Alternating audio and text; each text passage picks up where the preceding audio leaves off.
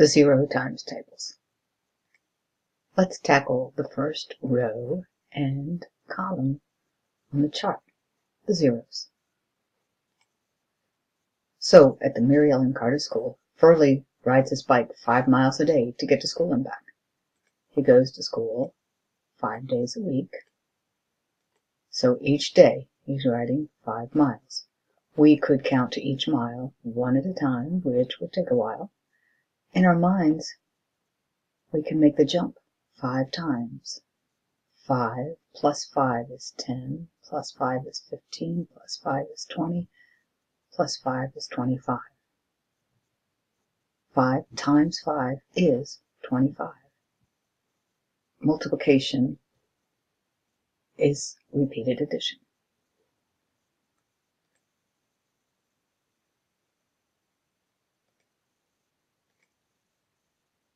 So we can do this with anything we do more than once, even if we're doing nothing again and again. Mizaya actually lives in the little apartment they built upstairs on the 2nd floor. It's an old building.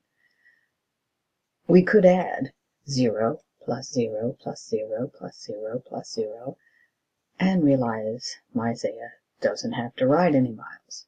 5 times 0 is 0. Guess what?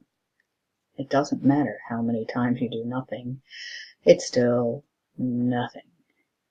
0 times a million is 0. It doesn't matter what you think about doing. If you don't do it, you're still at 0. So, we've seen 3 ways to show multiplication. Repeated addition, on a number line, and as a multiplication expression. They're all different ways of saying 0. Anything times 0 is 0. It's quiz time. What are the answers to these problems? No surprise, the answers are all 0. Oh, and 5 times 5 is still 25.